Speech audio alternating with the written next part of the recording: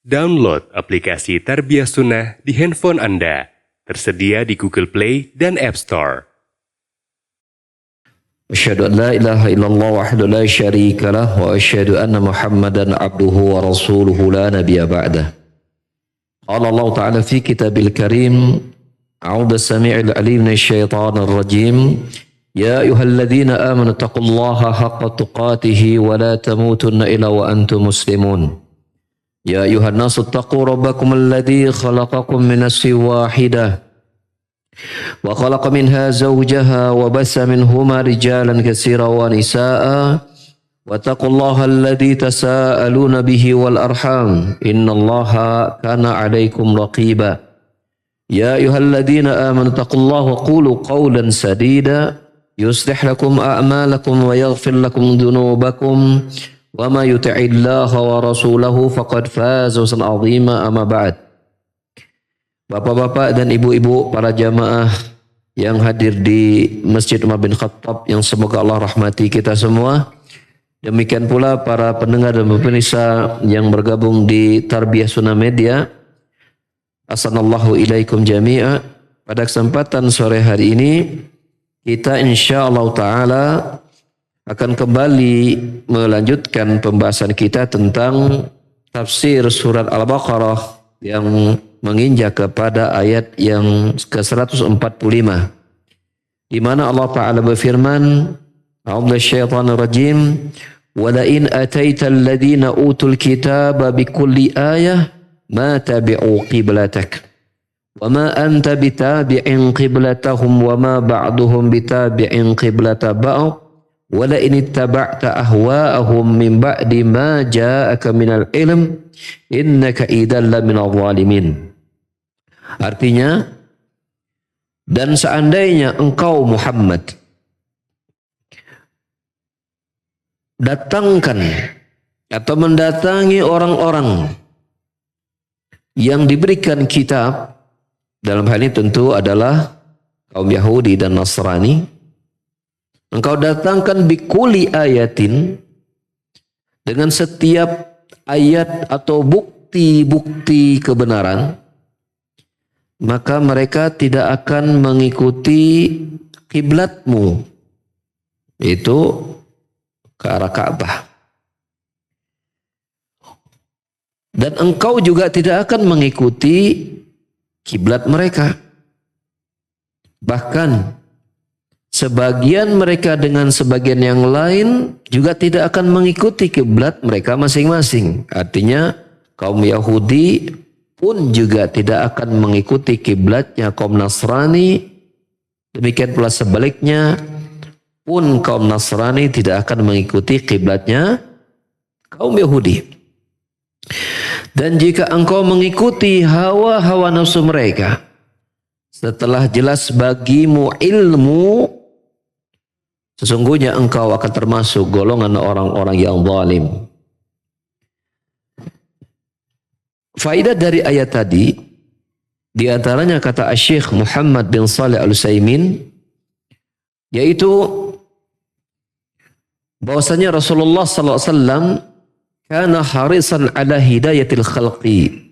Beliau begitu sangat menginginkan makhluk itu atau manusia itu mendapatkan hidayah.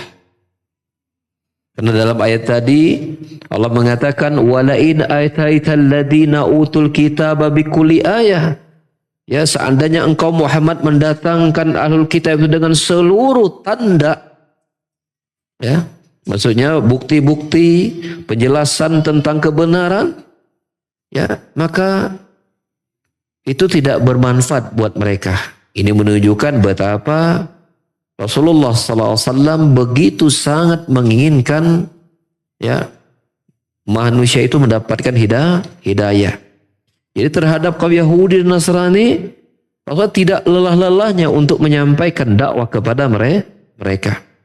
Dan ini secara umum masuk juga ke dalam firman Allah Subhanahu wa taala di dalam surah At-Taubah, qad ja'akum rasulun min anfusikum azizun 'alaihi ma anittum harisun 'alaikum bil mu'minina raufur rahim. Sungguh telah datang kepada kalian Rasul dari kalangan kalian sendiri. Azizun alaihi ma'anittum, sangat membebani dirinya apa-apa yang menjadi beban kalian. Harisun alaikum, dan sangat menginginkan kalian mendapatkan hidayah. Bil mu'minina raufur rahim, dan terhadap orang-orang beriman beliau begitu penyayang. Maka sifat Rasul adalah haris, ada hidayatil khalqi. Begitu bersemangat untuk memberikan hidayah kepada manusia. Ya, menunjukkan, mendakwahi mereka kepada kebaikan. Meskinya itu pula yang menjadi perilaku kita sebagai umatnya, untuk bersemangat mengajak siapapun ke dalam kebaikan. Faedah yang berikutnya adalah syiddatu inadi haula'il ladzina utul kitab. Menunjukkan akan kerasnya pembangkangan, penentangan ahlul kitab, Yahudi dan Nasrani ini. Ya, mengapa? Bahwa sebegitu seringnya Rasul datang mendakwahi mereka, mengajak mereka kepada hidayah, menunjukkan mereka kepada kebenaran. Tapi apa sikap mereka? Lan yattabi'uha. Mereka tidak bergeming sedikit pun, tidak mau mengikuti apa yang Rasulullah SAW sampaikan kepada mereka dari tanda-tanda, bukti-bukti nyata tentang kebenaran. Ya. Padahal Rasulullah itu sudah terus-menerus mendatangi mereka, tapi mereka tetap bersikukuh, ya, dengan sikap mereka berkedeweng, ya, gitu. Yang ketiga atau faedah berikutnya, bahwasanya orang-orang yang diberikan kitab dari kalangan Yahudi dan Nasrani, lan yatabi'u qiblat Rasul SAW. Mereka tidak akan pernah mengikuti kiblatnya Rasul SAW, yaitu menghadap Ka'bah. Wa idza kana kadzalik fala yattabi'u dinahu, dan itu otomatis bila keadaannya demikian, mereka pun juga tidak akan mengikuti agamanya Nabi Muhammad sallallahu alaihi wasallam, li'annal qiblata ba'dud din, karena kiblat itu bagian dari agama. Mereka tidak mengikuti kiblat, maka otomatis mereka tidak mengikuti agama. Ya, maka kapan saja mereka itu kufur kepada kiblat, maka hakikatnya mereka itu kufur terhadap agama seluruhnya. Ini menunjukkan, ikhwas sekalian, kekufuran itu nggak mesti seseorang itu menolak seluruh nilai-nilai agama. Satu bagian saja dari agama yang ditolak, kufur. Seorang bisa sholat, zakat, saum, haji, ya, tapi nggak mau sholatnya menghadap ke kiblat.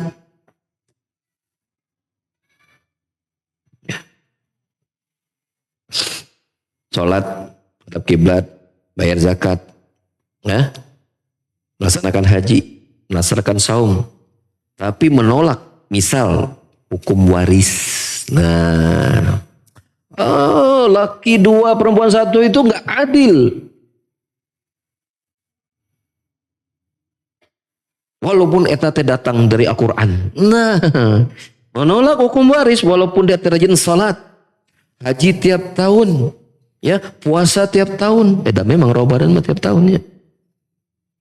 Zakat rajin, sedekah nggak lewat, tapi menolak hukum waris, bisa murtad itu. Bisa murtad. Benci satu saja dengan bagian dari agama, walaupun di atas salat, zakat, saum, haji, itu bisa kufur itu. Karena tidak disyaratkan seseorang itu kufur, dia harus menolak dulu seluruh ajaran agama. Enggak. Satu bagian saja, contohnya ini, ya. Ya, tidak mau salat menghadap kiblat ke arah Ka'bah saja, itu sudah dianggap keluar dari, tidak bagian dari agama seorang muslim lagi. Ya. Ini juga menjadi pelajaran buat kita. Jangan sampai seorang muslim itu meniru-niru perilaku kaum ahlul kitab. Ya. Faedah yang lain dari ayat tadi, bahwasanya Ka'bah itu adalah kiblat khusus kaum muslimin. Karena Allah Subhanahu wa taala ya menyandarkan ya menghadap kiblat itu untuk mereka, untuk kaum muslimin. Tetapi mungkin kita menyangka bahwa menghadap kiblat itu solatnya untuk umat Muhammad saja. Padahal kata Syekh Muhammad bin Shalih Al-Utsaimin, "Annal Ka'bata qiblatun likulil anbiya." Bahwa menghadap kiblat dalam solat itu adalah kiblatnya seluruh para nabi. Nah, ini baru dengar ya. Menghadap kiblat itu adalah kiblatnya, menghadap Ka'bah itu adalah kiblatnya seluruh para nabi. Apa dalilnya? Di dalam surat Ali Imran ayat 96 Allah Ta'ala berfirman, "Inna awwala baitin wudi'a lin-nasi lalladzi bi Bakkah mubarakan." Sesungguhnya rumah pertama yang pertama kali diletakkan untuk manusia adalah ya yang berada di Makkah yang diberkahi. Apa itu? Ka'bah. Makanya Syekhul Islam Ibnu Taimiyah rahimahullah taala berkata, "Innal Masjidal Harama qiblatun likulil anbiya." Sesungguhnya Masjidil Haram, Ka'bah, itu adalah kiblatnya seluruh para nabi. Lakinna atba'ahum minal yahud wan nasara humul ladzina badalu hadil qiblata. Akan tetapi para pengikutnya, ya pengikut Nabi Musa, Yahudi, pengikut dari Nabi Isa, Nasara, mereka inilah yang menyimpangkan, menyelewengkan. Tadina teh mereka menghadap ke arah Ka'bah lalu diputar menghadap Palestina, Masjidil Aqsa. Artinya seluruh para nabi dan rasul kiblatnya mengarahkan ke arah Ka'bah. Ku pengikut-pengikut nanti diselewengkan, diputer, dialihkan tongkadinya gitu loh. Ya. Faedah lain dari ayat tadi, wujubul inqiyadi lil haqqi idza dhahrat ayatuh. Ayat tadi juga menjelaskan kewajiban untuk mengikuti kebenaran bila tanda-tanda kebenaran itu memang sudah kelihatan jelas. Ya. Karena ayat tadi ya, menjelaskan konteksnya celaan orang-orang yang telah jelas baginya petunjuk tapi tidak mau mengikutinya. Ya, tapi tidak mau mengikutinya. Sehingga hendaklah kebenaran itu diikuti, apalagi tanda-tanda kebenaran itu sudah sangat nyata, kelihatan, tampak. Ya. Faedah lain dari ayat tadi bahwasanya Nabi SAW mustahil untuk mengikuti kiblatnya kaum Yahudi dan Nasrani. Ya, karena kiblat yang mereka klaim itu sama sekali tidak diterapkan dalam syariat agama. Ya. Kalaupun sebelumnya sudah pernah ada, maka telah dihapus hukumnya dengan kiblatnya kaum muslimin, yaitu menghadap Ka'bah. Ya, dulu memang pernah kiblat itu menghadap Palestina, Masjidil Aqsa, tapi kemudian hukumnya dihapus, digugurkan dan dipindahkan ke arah Ka'bah.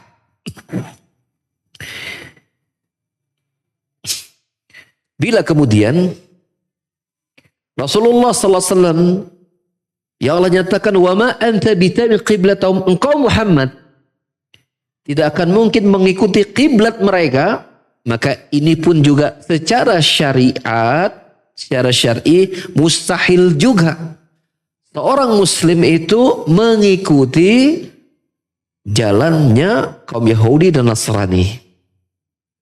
Ya. Karena seorang mumin hakikatnya tidak mungkin dia akan mengikuti musuh-musuh Allah.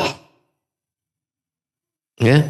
Tidak akan mengikuti pandangan-pandangan, pikiran-pikiran, ya, pedoman-pedoman hidup mereka. Dan Nabi SAW telah membuatkan sebuah kaidah yang membentengi kaum muslimin untuk tidak mengikuti mereka, dan ucapan beliau yang sangat terkenal dalam hadis riwayat Tirmidzi, man tasyabbaha biqaumin fahuwa minhum, barang siapa yang menyerupai suatu kaum maka dia akan termasuk kaum tersebut. Dan ketika Nabi mengucapkan ini, maka tidak ada kaum kecuali hanya ada selain muslim, kecuali hanya ada 3, imma Yahudi, imma Nasrani, imma musyrikin. Gitu. Belum ada dulu mah agama-agama yang lain. Ya, seperti sekarang kan banyak ya. Seperti itu.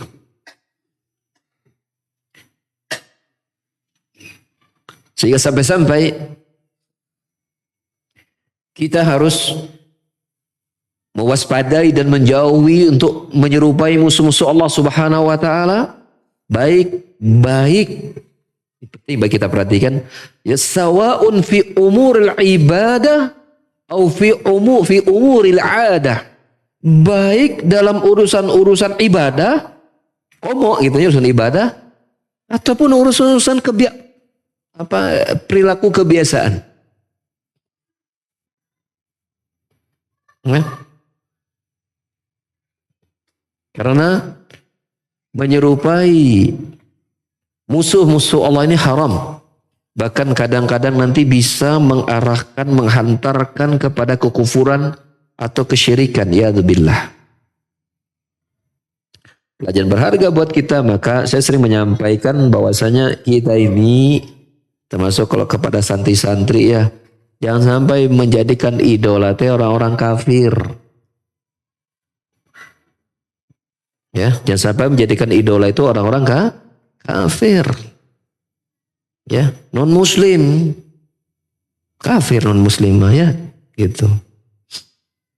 Di non muslim kena oke, dah nggak ada kafir mahnya, nggak ada kafir. Kan ada ya kadang-kadang namanya anak-anak itu idola nanti, mungkin ya kalau anak-anak muda mungkin selebritisnya, seleb, gitu. Ternyata orang kafir. Kita tahu, entah antum tahu nggak ya? Anak tahu tapi sedikit. Itu juga dikasih tahu. Bagi tren itu namanya BSD apa? Artis Korea itu namanya BSD, BTS, BTS, Bandung Trade Center. Kita tahu nanti grup Korea artis itu. Saya juga nggak tahu bengen siga kumaha. Karena BTS mirip Tower. Gitu.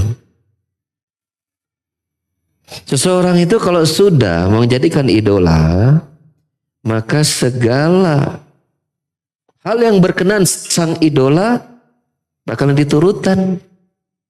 Bukan saja perilaku, termasuk bisa sampai ke agama-agama naoge diturutan itu teh. Kalau penampilan nggak usah tanya. Kalau si artis nanti rambutnya koneng, hayang koneng. Rambut nanti lurus, hayang lurus. Padahal tadi kribo. Asalnya kribo, sebab idola nanti lurus, rambutnya diubah jadi lurus. Pakai naon itu teh, meluruskan itu teh istilah nanti di scrolling apa istilah nanti? Apa? Bonding. Rebonding itu. Gitu. Apalagi nih suri kiti orang, apalagi rebonding, hebat ya. Suri kiti milenial ya, apalagi rebonding, halus deh. Anaknya pernah tahu, cuman udah lupa diingatin rebonding. Rambutnya teh galing, sebab favorit idola nanti lurus rambutnya, udah yang lurus atau kebalik. Kalau idola nanti kribo, hayang kribo, padahal lurus rambutnya. Hari keriting lurus diri bonding, lurus kayak kribo diri naon, diri kriboing, gitu meren. Yo, kulit teh putih, kuning, idola teh. Sampai harus mandi susu tiap pagi, sore, sehari 3 kali. Supaya kulit tadina hidung teh yang bodas. Mandi susu. Ya, ting susu naon. Su onta meureun. Ya. Pakaiannya ditiru. Segala favorit makanan tuh, favorit apa? Duh dicari tuh favorit makanan tuh. Matak ramen itu kan dari Korea lain. Itu kan booming ku sebab artis-artis Korea dijadikan idola.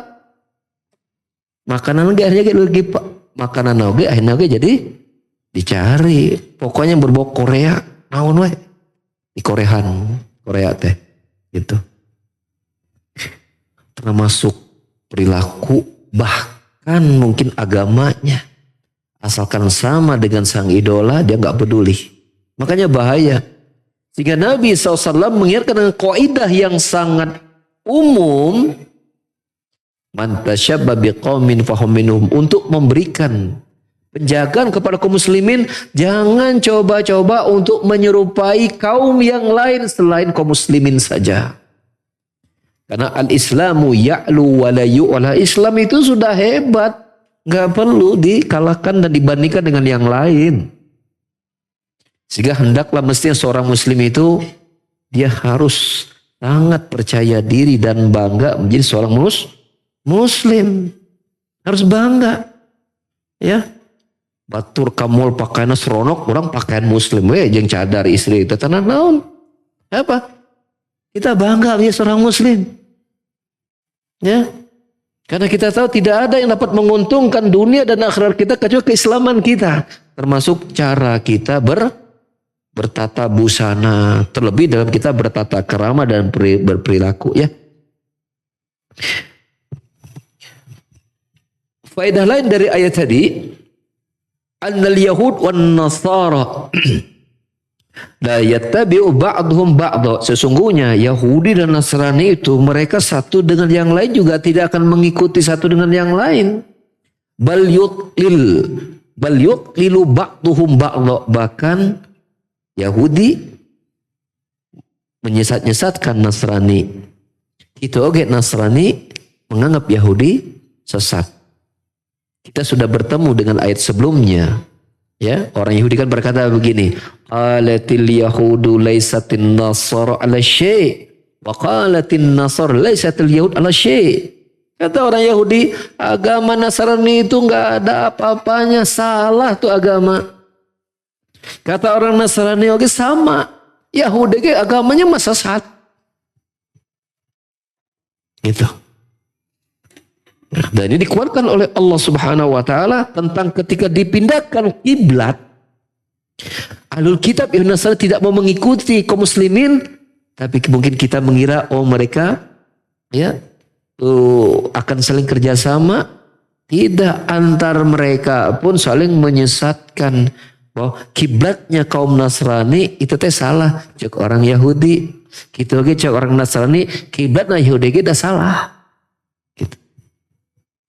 Ya, dengan makna yang tidak jauh berbeda, Allah Subhanahu wa taala sebutkan pula ya dalam ayat yang lain. Namun dalam konteks ketika Islam datang, mereka bersatu untuk memusuhi Islam. Nah unik ya. Dan Islam belum datang itu Yahudi dan Nasrani itu saling menyesatkan. Ketika Islam datang, bekerja sama untuk melawan Islam. Tapi dengan hati yang tidak sama. Allah menyebutkan Al-Quran, tahsabuhum jami'a wa qulubuhum syatta. Engkau Muhammad mengira mereka itu bersatu, padahal hati mereka itu apa? Tidak sama. Bersatu karena ada satu kepentingan. Kalau kepentingannya sudah dapat, kembali akan berpecah. Ya. Nah begini cara beragamanya Ahlul Kitab. Musuh oge bisa jadi teman. Kalau ada satu kepentingan. Teman bisa jadi musuh. Kalau nggak ada kepentingan. Paham ya? Jadi jangan tiru perilaku orang Yahudi Nasrani. Muslim dengan muslim itu nggak boleh begitu. Dekat, kompak, karena ada butuh. Nggak ada butuh, jauh, musuh. Nggak boleh. Kita jangan sampai pakai mazhab, ada udang di balik batu. Jangan. Muslim itu harus jujur ketika dekat dengan saudaranya karena iman memanggilnya untuk mencintai saudaranya. Itulah seorang muslim. Maka jangan sampai kita sesama muslim itu ya dekat itu karena ada kebutuhan. Padahal hati teh sebenarnya teresep. Jangan. Gak boleh. Kita harus lapangkan hati kita kepada sama muslim. Kita tahu kita nggak sempurna, saudara kita juga tidak sempurna. Sabari kekurangannya. Tutupi aibnya. Maklumi ya kewajarannya. Dan itu memang butuh latihan. Tapi dari pintu itulah syaitan ingin merusakkan kaum muslimin. Dalam sebuah hadis Muslim, Rasulullah SAW bersabda, "Inna syaitan qad ya'isa ayyubadu fi jaziratil Arab." Sesungguhnya syaitan itu telah berputus asa untuk disembah di Jaziratul Arab.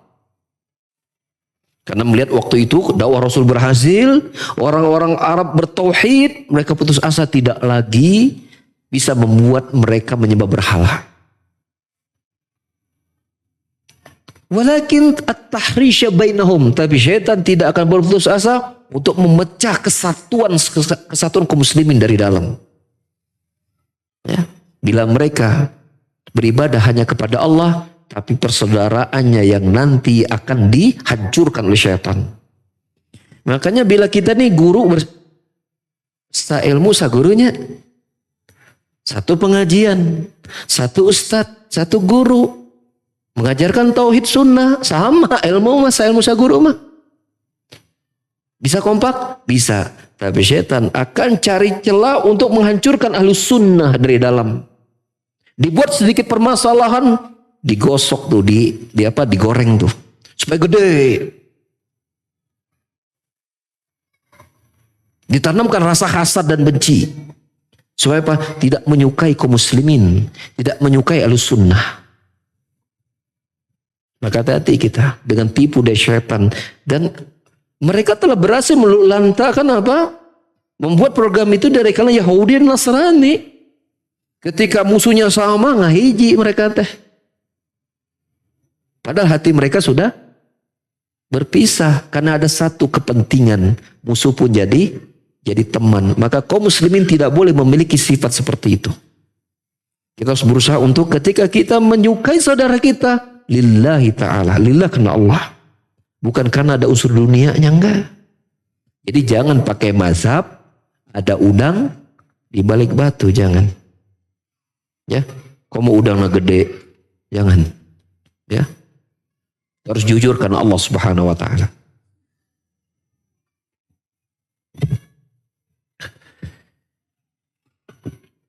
Faedah lain dari ayat tadi,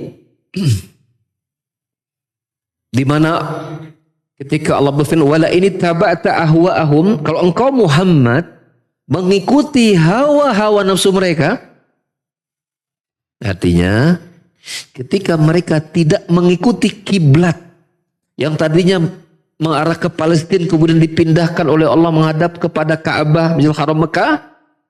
Nah, tindakan mereka tidak mengikuti kiblatnya kaum muslimin, itu landasannya adalah hawa nafsu. Adalah hawa nafsu. Sehingga kata Allah Subhanahu wa taala, "Wala ini tabata ahwahum." Kalau seandainya engkau Muhammad mengikuti hawa nafsu mereka, berarti apa? Tindakan penolakan mereka untuk menghadap kiblat bukanlah di atas petunjuk, bukanlah di atas bimbingan dari Allah. Artinya yang menjadi dasar sikap mereka bertahan tadi itu dari hawa nafsu. Kita menyebutnya mungkin namanya gengsi. Aduh, Yahudi Nasrani itu pemain lama, itu senior. Ya kan? Di saat orang-orang Islam, orang-orang Arab itu masih sibuk berperang antar suku, mereka sudah menempati kan Palestina, kan? Betul nggak? Karena Palestina, Baitul Maqdis itu bagian dari perpanjangan perjalanan Nabi Musa dan Isa, kan begitu. Kaum Yahudi memiliki arah kiblatnya di Palestina. Nasrani juga ambil tempat di Palestina menentukan arah kiblat mereka masing-masing. Tiba-tiba datang nih agama baru dari negeri Arab. Kiblatnya tadinya menghadap Palestina ada dipindahkan. Ya, mesti nama junior mah kudu ikut ke senior, gitu. Gengsi pada dasarnya. Ya. Jadi hati-hati kita dengan penyakit hati namanya apa? Senioritas. Hati. Datang orang baru lebih pintar, lebih alim, lebih soleh, ya, lebih bagus. Umurnya masih jauh dari kita, menyampaikan kebenaran.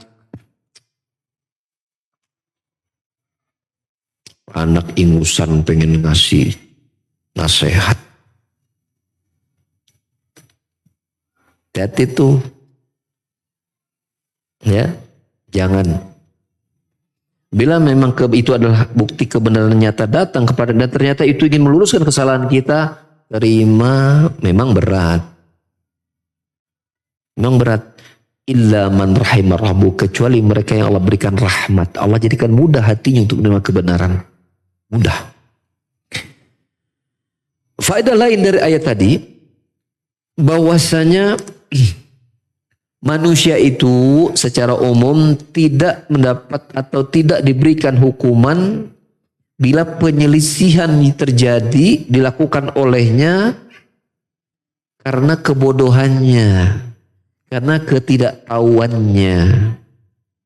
Karena Allah Subhanahu wa taala menyebutkan walai tabata ahwa min ba'di ma ja'aka minal ilmi, seandainya engkau Muhammad mengikuti mereka, ya, mengikuti hawa nafsu mereka setelah jelas bagimu petunjuk, innaka idzan laminadh dhalimin, sesungguhnya engkau termasuk dalam golongan orang-orang yang zalim.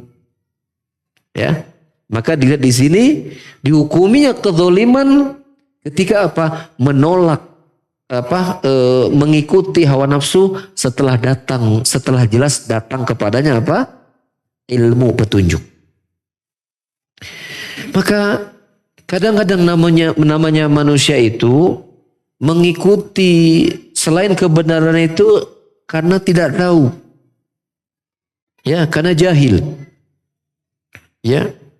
Maka dia tidak dihukum mestinya, walaupun tetap dikatakan dia sesat. Ya. Beda dengan mereka yang datang kepadanya kebenaran lalu menyelisihinya, maka ini ya disebutnya zalim. Karena Allah menyebutkan wala ini tabata ahwa min ba'di ma ja'aka minal ilmi innaka minadh dhalimin. Jadi orang yang menyelisih kebenaran setelah jelas kebenaran itu datang kepada dirinya lalu dia tidak mengikutinya, maka ini hukumnya apa? Ini orang zalim namanya. Dia mendolimi dirinya karena hak badan itu, jiwa itu mestinya apa? Diberikan kebenaran, kebaikan. Tapi dia zalim. Dia zalim juga kepada haknya Allah Subhanahu wa taala.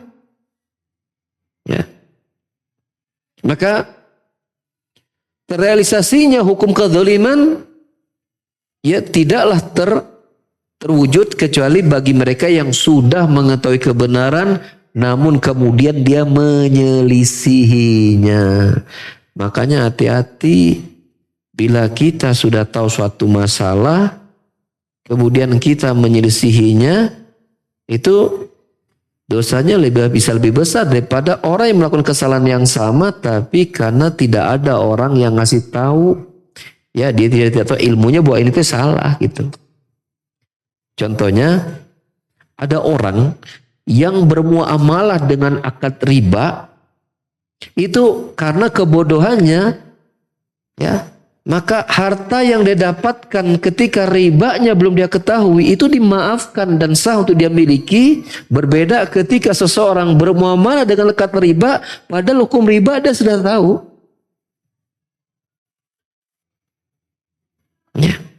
Allah sebutkan, nanti kita akan ketemu pembahasan itu dalam di ujung-ujung surah Al-Baqarah. Ya. Bahwasanya ketika Allah mengatakan wa halallahu al-bai'a wa harrama riba, Allah menghalalkan jual beli dan mengharamkan riba. Ya. Faman ja'ahu mau'izatun min rabbih fantafa lahu ma salafa umru ilallah. Maka barang siapa yang datang kepadanya nasihat bimbingan bahwa ini adalah riba, kemudian dia berhenti dari melakukan riba tersebut, maka Allah halalkan untuknya akad-akad riba yang sebelumnya dilakukan karena tidak tahu. Ya. Tetapi faman ada faulaika ashabun nar hum fiha khalidun. Tetapi barang siapa yang kemudian tetap mengulangi praktek riba tersebut, maka dia termasuk penghuni neraka jahanam. Maka Allah bedakan hukum seseorang yang melakukan praktek ribawi karena tidak tahu dengan mereka yang sudah datang bahwa ini praktek ribawi tapi masih tetap bersikukuh menjalankannya. Itu dibedakan hukumnya. Ya. Misal seseorang pengen punya rumah. Ya, pengen punya rumah. Kemudian dia datang ke suatu lembaga keuangan. Misalnya ongkos rumah tuh bangun rumahnya bisa 200 juta. Ya. Maka kata pihak ke lembaga keuangan ini, kesinikan dulu surat tanahnya. Dilihat dulu, diukur, oh ternyata harga tanahnya ini bisa seharga mungkin 2,5 juta, 250 juta atau 300 juta. Udah, simpan di bank tuh. Keluar dana dari bank, dari lembaga keuangan, ya lembaga keuangan, karena lembaga keuangan bisa macam-macam bentuknya. 200 juta. Tapi yang dia bayarkan apakah tetap 200 juta? Enggak. Pihak lembaga keuangan menyatakan nanti dicicil per bulan sekian selama 10 tahun atau 5 tahun, ya total generalnya menjadi 250 juta. Itu asli riba itu. Banyak nggak praktik riba itu seperti di Indonesia? Banyak. Banyak itu. Dan itu banyak dijalankan oleh apa? Orang-orang yang bergerak di bidang apa? Properti. Yang tidak paham hukum. Bahwa ini adalah riba. Mereka yang penting sudah saling terbuka, suka sama suka. Semuanya saling mengerti, saling paham. Menganggap bahwa ini saling menguntungkan. Ini diuntungkan dapat uang cash untuk bangun rumah. Yang ini diuntungkan dapat kelebihan dari peminjaman. Sama-sama untung kan? Gitu mikirnya. Padahal ini asli praktek riba. Praktek riba. Ya. Nah, ternyata si peminjam dana ini tidak paham itu riba. Kemudian mulai belajar agama, mulai cinta masjid, cinta majelis taklim, dia mulai tahu, oh ternyata praktek riba. Dia bertobat dari ribanya. Maka berdasarkan ini rumah yang dia miliki, yang dibangun dan dia selesaikan terus cicilannya, maka ini Allah maafkan. Tapi kalau nanti pengen bangun rumah lagi, mengulangi cara yang sama, tuh berarti dia telah memerangi diperangi oleh Rasulnya dan diancam dengan apa? Neraka jahanam kekal di dalamnya. Kan ngeri. Ya.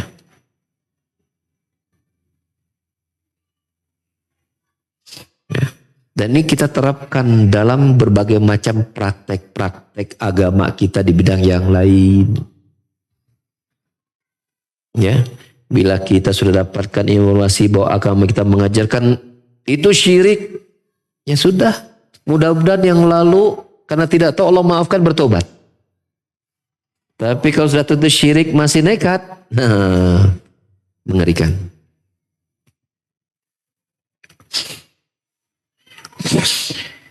Faedah yang lain dari ayat tadi, nah ini luar biasa ini. Bayan annal ilma haqiqatun huwa ilmu syariati. Berisi penjelasan bahwa namanya ilmu disebut dengan ilmu, hakikatnya adalah ilmu agama. Karena Allah menyatakan, ya, min ba'di ma ja'aka minal ilmi, ya, setelah datang kepadamu ilmu, maka tidak ada satupun lafaz dengan lafaz ilmu yang terdapat dalam Al-Quran maupun hadis Nabi SAW kecuali ilmu yang dimaksud pasti ilmu agama, bukan ilmu selain agama. Karena Allah menyatakan ilmu di sini dengan lafaz apa? Al-ilmi, lafaz alif lam, bukan min ilmin. Menggunakan alif lam. Ini menunjukkan ilmunya itu tertentu, tidak semua ilmu. Dan tentulah ilmu yang dimaksud dalam ayat ini untuk Rasul pasti apa? Ilmu agama dong. Bukan ilmu yang lain. Ya. Dan tidak diragukan lagi. Ilmu yang sempurna, yang di situ berisi banyak pujian dan sanjungan, hanyalah ilmu agama, ilmu syariat. Oleh karena itu, kita mengatakan kata Syekh Utsaimin, inna asrun nubuwah wa asrul ilmi. Sesungguhnya masa kenabian itu adalah masa ilmu. Ya, dengan bahasa yang agak lebih ini kita mengatakan masa kemasan ilmu itu adalah di masa kenabian. Adapun di masa kita sekarang tidak dikatakan masa kemasan ilmu.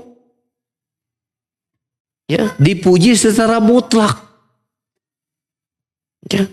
Akan tetapi bila ilmu selain ilmu agama itu bila ilmu selain agama mengikuti ilmu agama, barulah dikatakan ilmu itu terpuji, mulia. Bila kemudian itu tidak mengikuti dan menguatkan agama, maka ilmu itu asalnya tidak mendapatkan apa? Kemuliaan sama sekali. Sehingga kita mengatakan Anda yang belajar ilmu tentang ekonomi, teknologi, kesehatan, maka ilmu tadi tidak akan pernah mencapai kemuliaan ilmu agama. Dan ilmu dia tadi hanya akan mulia ketika dia mengikuti tuntutan agama. Seorang dokter wanita, ahli dalam ilmu kesehatan, spesialis misalnya, ya, misalnya spesialis apa kalau kulit teh, spesialis kulit ya. Biasanya apa sih kliniknya? Poliklinik spesialis kulit dan anu pokoknya. Dia perempuan, ada nggak spesialis kulit itu perempuan? Ada nggak? Maka bila dia belajar agama, dia hanya akan memeriksa pasiennya kulitnya wanita wae. Yang laki-laki, no, ini nggak sesuai dengan syariat.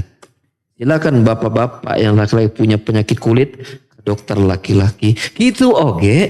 Ketika spesialis kulit dia teh laki. Dia tidak akan memeriksa pasien yang perempuan. Ibu punya penyakit apa, Bu? Ibu ke sebelah, ke spesialisnya ada ibu-ibu. Dia akan tolak kalau pasiennya pasien perempuan. Ya, karena nggak darurat. Nah, maka ilmu kedokterannya menjadi mulia. Karena apa? Karena bersesuaian dengan pelaksanaan syariat. Baru dia mulia. Ya, seperti itu. Jadi berusahalah kita ilmu keduniaan kita itu menguatkan agama ya, mendukung agama dan seterusnya jalan dengan agama ya. Faedah lain dari ayat tadi bahwasanya kedzaliman ataupun keadilan itu muqirruna bil a'mal. Sesuatu dikatakan dolim atau tidak dolim itu penetapannya dilihat dari sisi amalan, bukan dari sisi sosok-sosok kepribadian orangnya. Ya.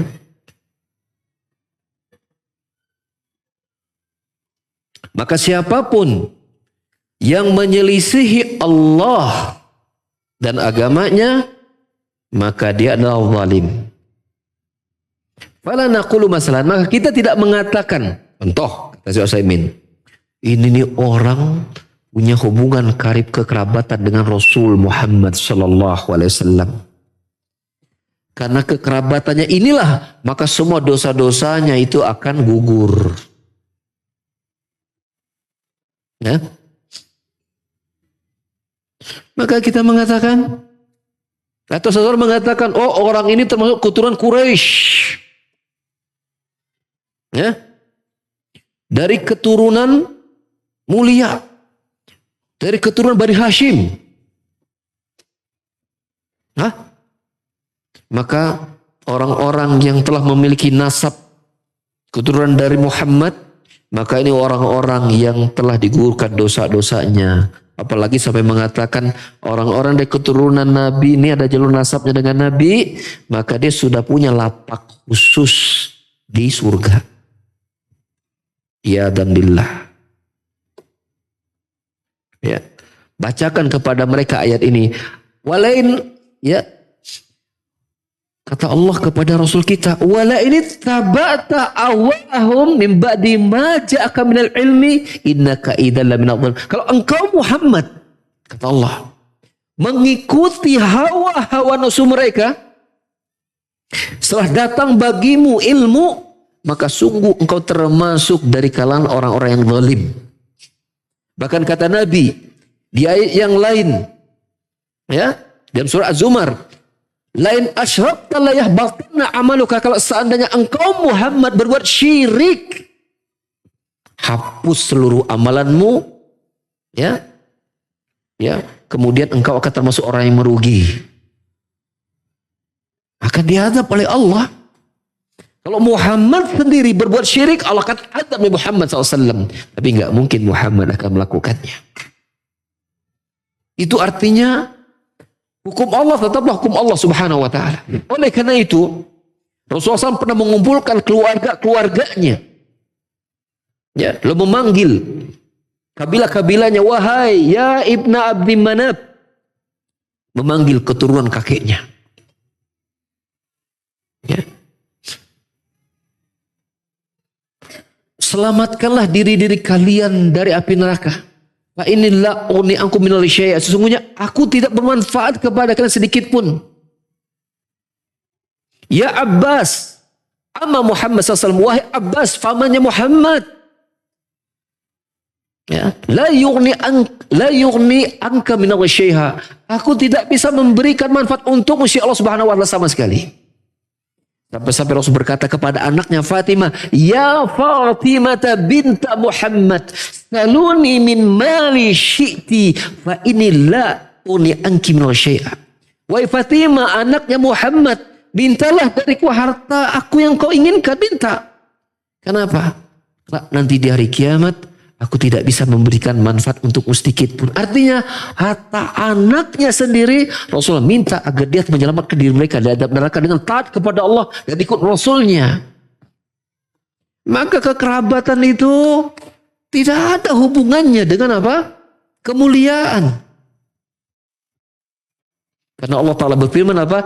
Inna akramakum indallahi atqakum. Sesungguhnya yang paling mulia di antara kalian di sisi Allah adalah yang paling bertakwa. Kalau sekedar kekerabatan saja kemudian dosa bisa diampuni. Ya, antum tahu Abu Lahab?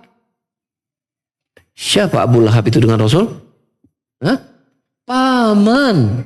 Antum tahu siapa Abu Thalib? Dengan Rasul, paman. Keduanya min ahlin nar, termasuk ahli neraka. Walaupun azabnya Abu Thalib lebih ringan daripada Abu Lahab.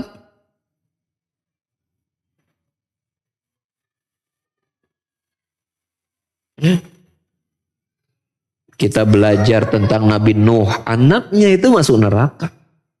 Istri Nabi Nuh, istri Nabi Lut, ya kan? Nabi Nuh dan Nabi Lut ya. Kedua-duanya termasuk penghuni neraka. Padahal suaminya Nabi. Jadi kedekatan nasab, kedekatan hubungan itu tidak bermanfaat dari kiamat, maka masing-masing kita akan mempertanggungjawabkan ya amalan kita masing-masing. Maka sesungguhnya tidaklah seseorang itu dilihat dari kepribadiannya, hubungan kedekatannya hatta dengan Rasulullah SAW tidak, tapi lihat amalnya. Kalau dia keturunan Muhammad, anggap keturunan Nabi Muhammad, masuk keturunan Quraisy, tapi melakukan kesyirikan, maka neraka tempatnya itu kalau dia mati. Dekatnya kekerabatan ke Rasul tidak memberikan pengaruh akan hukum Allah kepada dirinya bila dia tidak taat kepada Allah Subhanahu wa taala. Jadi ya, jangan sampai kita ini terpedaya. Ya, tenang. Anak syekh mah, anak ulama mah pisurgaeun. Anak ajengan kiai mah pisurgaeun, anak ustad mah pisurgaeun. Kalau Nabi saja masih berkata kepadanya Fatimah, ya, aku tidak bisa menolongmu sedikit pun si Allah pada hari kiamat, apalagi selainmu, ya, selain anaknya Rasul, apalagi yang mengaku-aku keturunan Rasul. Bisa benar, bisa tidak, kan? Itu tidak ada jaminan. Ya. Tidak ada jaminan. Maka beramallah kita, setiap kita akan ditanya tentang amal kita masing-masing. Ya. Dan faedah terakhir dari ayat ini adalah tahdhirul ummati mittibai ahwa ghairil mu'minin. Berisi peringatan kepada umat dari mengikuti hawa-hawa nafsunya selain orang-orang yang beriman. Ya, bila Nabi saja dilarang untuk mengikuti hawa-hawa nafsu dari Alkitab, maka umat beliau lebih pantas dan lebih harus waspada lagi untuk tidak mengikuti apa? Mengikuti hawa-hawa nafsu mereka. Maka wal wajibu ala ulamal ummah, maka kewajiban bagi para ulama-ulama umat ini, dari kan ahli ilmu dari umat ini, hendaklah mereka mengingatkan umat dari apa-apa yang menimpa umatnya hari ini dari mengikuti hawa-hawa nafsunya musuh-musuh Allah. Mengingatkan kepada mereka bahwa mengikuti hawa nafsu musuh Allah itu adalah kezaliman, dan kezaliman itu hakikatnya adalah kegelapan pada hari kiamat. Al-zulmu dzulumatun yaumal qiyamah. Kezaliman itu akan menjadi kegelapan di hari kiamat. Jadi hendaklah kita terus berusaha untuk apa? Istiqomah dengan agama kita dan tidak peduli apapun yang menjadi apa? Perilaku khusus yang dipandang istimewa dari musuh-musuh Allah Subhanahu wa taala. Ya. Teruslah kita memperjuangkan agama kita dan bangga dengan agama ini dan tidak terkecoh dengan slogan-slogan atau opini-opini dibangun dari orang-orang di luar agama kita, ya, bahwa agama mereka lebih baik dan menggambarkan agama kita dengan agama-agama yang buruk.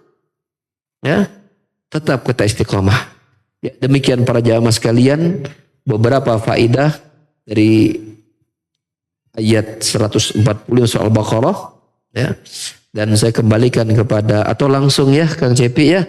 Bila dari jamaah di sini dan masjid, kalau ada yang mau bertanya dipersilakan.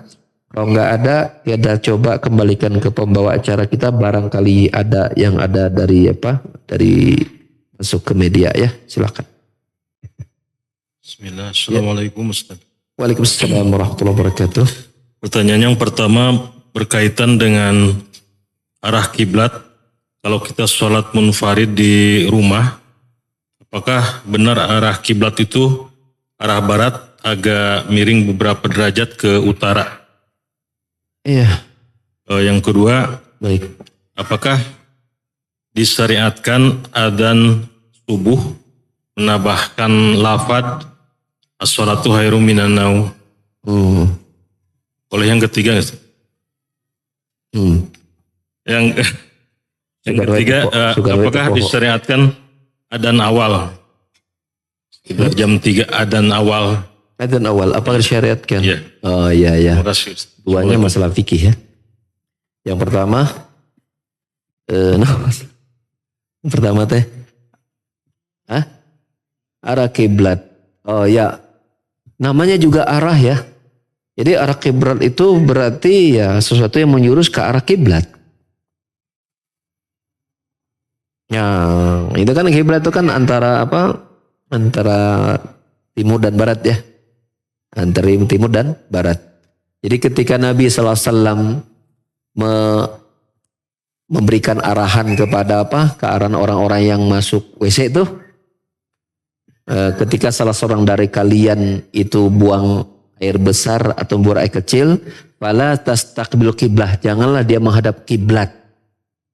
Walakin syarriqu al-gharibu, akan tapi hendaklah dia palingkan ke arah barat atau ke arah timur. Menunjukkan ke arah kiblat itu berarti antara barat dan timur. Nah, rentangnya kan panjang itu. Ya, sehingga kita yang penting nih arah Mekah tuh ke sana, udah ke sana aja. Enggak persis misalnya sampai gitu enggak. Pokoknya namanya arah. Arahnya ke sana, udah arahnya ke sana sudah. Ya, seperti itu. Jadi, nah, yang penting kita berusaha untuk mendekatkan, misalnya kalau kita punya kompas tuh. Ya, kompas Mekah tuh di sana. Jadi patokan para ulama itu adalah kota Mekah, bukan persis kiblatnya. Arah Mekah. Karena Allah menyebutkan, ya, wahai sumakuntum fawal wujakum ilal masjidil haram. Allah menyebutkannya masjidil haram. Itu artinya ke arah Mekah. Allah menyebutnya ke arah Mekah. Jadi patokannya kata para ulama bagi orang-orang yang berada di luar Mekah, patokannya adalah kota Mekah. Bagi orang Mekah patokannya Ka'bah.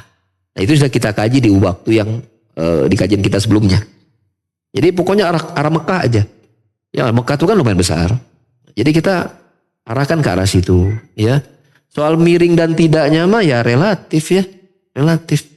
Seperti itu. Jadi presisi itu ya kalau bisa pas ya alhamdulillah ya. Misalnya Mekah tuh misalnya luasnya segini, orang pas Mekahnya di sini bisa tahu ya, alhamdulillah. Tapi kok agak miring-miring dikit nggak apa-apa. Cuman masalahnya opini yang terbentuk di kita teh pokoknya kalau misalnya sholat kudu miring we ke kanan. Mau di mana oke gitu kan. Pokoknya kena miring ke kanan sedikit gitu. Gitu kan. Mana kiblat kadinya udah pas ke arahnya di depan miring ke deui sedikit. Ya apa Pak Imbaran di dia. Gitu kan. Angger mimbarnya udah di sini, sisa jalannya dimiringkan angger ke kanan gitu. Kita sudah terbentuk opini itu kalau kiblat kudu miring we ke kanan sedikit gitu. Padahal posisi kita tuh udah beda-beda setiap daerah itu. Tapi angger we miring kanan we. Ya kita berusaha mengharap ke arah Mekah ya sudah, bismillah gitu kan seperti itu. Ya insya Allah kalaupun salah-salah dikit mudah-mudahan Allah maafkan gitu kan. Tapi insya Allah arah. Ya. Arah Masjidil Haram, nama juga arah. Kita tahu Masjidil Haram tempatnya di Mekah, berarti arah Mekah dong. Nah begitu ya kurang lebih, Allah lebih tahu. Itu antara barat dan timur.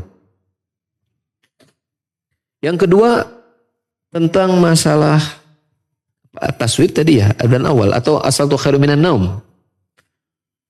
Apakah disyariatkan? Ya kita memang dapati beberapa keterangan pendoifan hadis. Pendoifan lafaz as-salatu khairu minan naum, ya as-salatu khairu minan naum, ya kita dapati ada penjelasan pendoifan hadis itu dan kita memang mengambil pendapat bahwa as-salatu khairu minan naum itu dilemahkan oleh ulama, ya.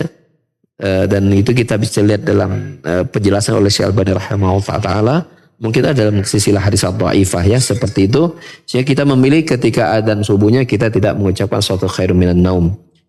Adapun ini diucapkan itu oleh pendapat yang melemahkan as-salatu khairum minan naum di waktu subuh, ini dilakukan pada saat adzan awal. Pada saat adzan awal. Biasanya 1 jam sebelum sholat subuh, misalnya sholat subuh kita jam 4 sekarang misalnya. Maka itu dilakukan pada 1 jam sebelum jam 4, jam 3. Beradzan awal munculkan as-salatu khairum minan naum. Ya sholat itu lebih baik daripada tidur. Ya seperti itu. Akan tapi di lapangan kita dapatkan bahasanya ya bahkan kita lihat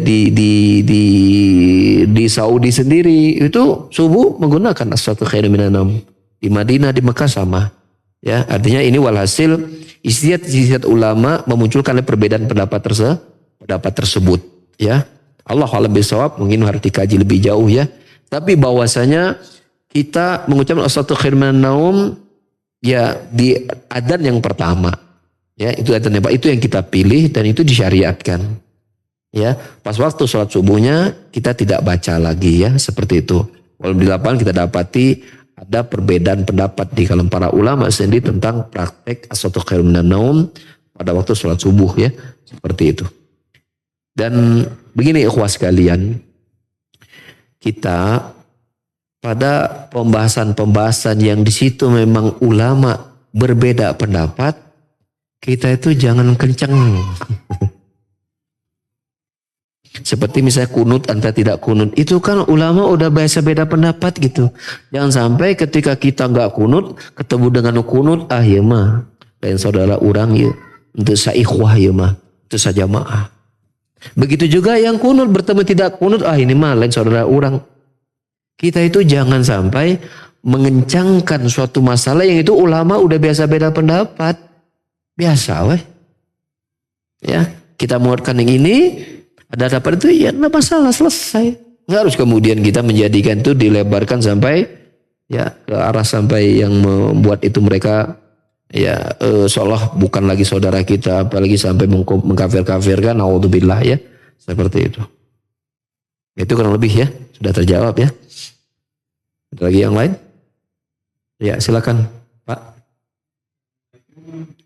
Waalaikumsalam warahmatullahi wabarakatuh. Kedengaran Pak, kedengaran. Apa?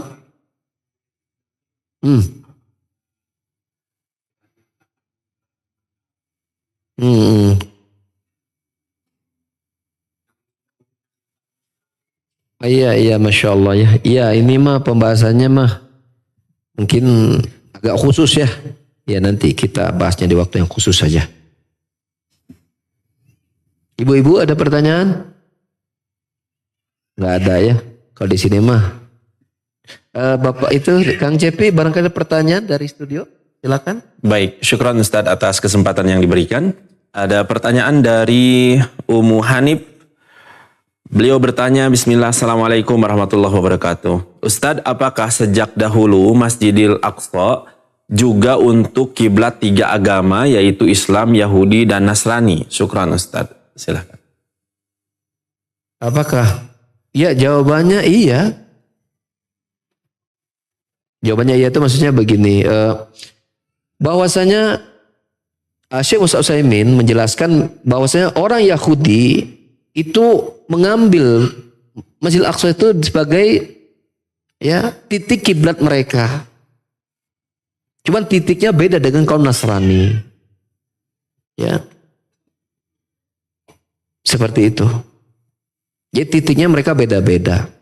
Nah, kaum muslimin sebelum ya Rasulullah ketika berada di Mekah, ketika berada di Madinah, maka beliau menghadapnya ke arah Palestina, Masjidil Aqsa. Dulu. Nah, ketika dipindahkan ya berpindah ke Masjidil Haram ke Mekah. Ya, seperti itu. Memang artinya secara umum titiknya apa kalau kita lihat Syekh Utsaimin memberikan penjelasan yang saya pahami, titiknya yang mereka ambil Yahudi dan Nasrani, iya titiknya di Masjidil Aqsa, titiknya mereka. Ya. Tapi saya tidak terlalu paham tentang menghadapnya ya. Menghadapnya apakah ke arah ke Masjidil Aqsa-nya, Allah a'lam bishawab ya. Tapi seperti isyarat demikian. Cuma titik menghadapnya mereka beda-beda ya. Kalau kaum muslimin umumnya sudah menghadap ke Palestina saja. Menghadap ke Palestina sebelum dipindahkan. Jadi bisa kita mengatakan iya, bisa jadi sebelum Islam ini datang dipindahkan kiblatnya, seluruh 3 agama ini menghadapnya ke Masjidil Aqsa ya. Seperti kurang lebih demikian, tetapi ya Yahudi dan Nasrani sendiri tidak mereka bersatu untuk kemudian bahwasanya agama mereka sama. Kita sudah sampaikan tadi, anggaplah arah kiblatnya sama, tapi tidak kemudian menyatakan bahwa mereka tidak saling menyesatkan satu dengan yang lain. Ya, kita sudah bacakan dalil-dalil ayat-ayat bahwa Yahudi pun mengkafirkan Nasrani, Nasrani pun menyesatkan Yahudi. Datang Islam, mereka bersepakat untuk menyerang Islam ya dan kaum muslimin ya, seperti itu. Allah a'lam bishawab. Yang lain? Ada lagi yang lain Kang Cepi? Baik. Pertanyaan selanjutnya Ustadz dari Abu Fatih di Depok. Beliau bertanya, sebenarnya ada beberapa pertanyaan, kami pilihkan saja satu pertanyaan untuk pertanyaan terakhir di sore ini Ustadz. Ustadz, apa hukumnya memeluk anak-anak, mencium kening sambil mengelus-ngelus sambil mendoakan dan dirutinkan setelah selesai sholat berjamaah ya Ustadz? Apakah ada atsarnya dari para salaf atau ini bisa dikatakan perkara baru yang diada-adakan? Syukran Ustadz. Silakan. Iya baik. Bahwasanya Rasulullah SAW mencium cucunya Hasan Husain banyak dalil. Ya, Rasulullah mencium cucunya, mencium anak kecil Abu Umamah begitu ya. Ya. Ketika Rasulullah mencium cucunya, itu ada orang Arab Baduy yang lihat. Itu. Kemudian orang Arab berkata, Qabbal tassabi, engkau mencium anak-anak kecil. Ya, adapun kami tidak pernah mencium anak-anak kami, kata orang Arab Baduy itu. Ya, maka berkata, "Man la yarham la yurham." Ya, siapa yang tidak penyayang dan tidak akan dia tidak akan disayang oleh Allah Subhanahu wa taala. Jadi Rasulullah mencium, ya memeluk bahkan menggendong ya, gitu kan. Dekat dengan anak kecil bagian dari sunnah. Ya, hanya saja kalau dia menjadikan bahwa itu harus dilakukan tiap habis sholat, kalau itu tidak dilakukan habis sholat maka dia berdosa, maka ini tentu termasuk amalan baru dalam agama tentunya. Karena Rasulullah SAW dalam perbuatan itu tidak diprogramkan waktunya irhawa ya gitu. Memang kita pernah buat program cuma anak kita tiap habis sholat subuh atau habis sholat duhur, habis sholat maghrib. Programnya adalah apa? Mencium dan memeluk, mengelus anak-anak kita. Ada gitu programnya keluarga kita? Kan nggak ada. Memang sunnahnya dibiarkan umum saja. Jadi ketika itu dikhususkan dan dirutinkan bahwa pokoknya tiap habis sholat wajib harus segera mencium anak-anak dan memeluk mereka. Ya, menjadi wajib, kalau tidak dilakukan berdosa, ya itu nggak boleh. Tetapi kalau itu dilakukan ya sering, rutin, tanpa ada keyakinan bahwa ini adalah sunnah Nabi, bahwa itu menjadi penetapan waktu yang tetap Nabi lakukan, maka ini nggak jadi masalah. Membiasakan suatu hal yang baik sah-sah saja. Tapi nggak boleh kemudian ada keyakinan ketika itu tidak dilakukan seharian, tidak mencium anak asa bersabar dosa, nggak mencium anak orang hari ini, ini nggak boleh. Berarti dia telah membuat sebuah ajaran baru dalam agama, ya, membuat sebuah keutamaan yang tidak ada dalil pengusul keutamaan ketika itu dilakukan secara rutin, ya. Tapi merutinkan sesuatu yang baik boleh-boleh saja. Merutinkan sesuatu yang baik boleh-boleh saja.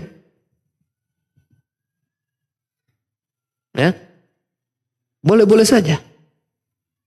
Ya, karena memang kebaikan itu perlu dirutinkan, ya kan? Tapi tidak boleh dengan keyakinan bahwa ini adalah sunnah Rasul. Dan pengertian, wah tiap kali sholat Rasul melakukan ini, maka nggak boleh. Nggak boleh. Ya, dan tidak boleh ada keyakinan kalau itu tidak dilakukan maka dia akan merasa berdosa. Maka ini juga nggak boleh. Ya semampunya.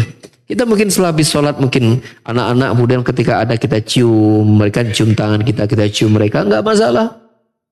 Ya, karena itu ada nilai kebaikan, wujud kasih sayang kita kepada mereka. Ya, tanpa kita berkeyakinan bahwa waktunya harus di waktu ini, di waktu ini nggak boleh, enggak.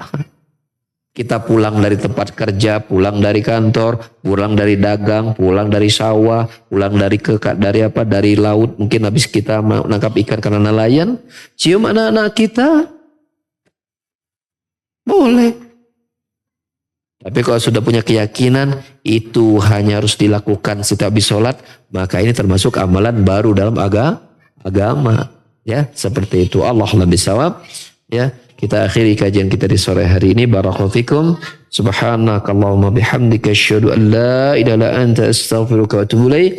Wa akhiru da'wana alhamdulillahi rabbil alamin. Assalamualaikum warahmatullahi wabarakatuh.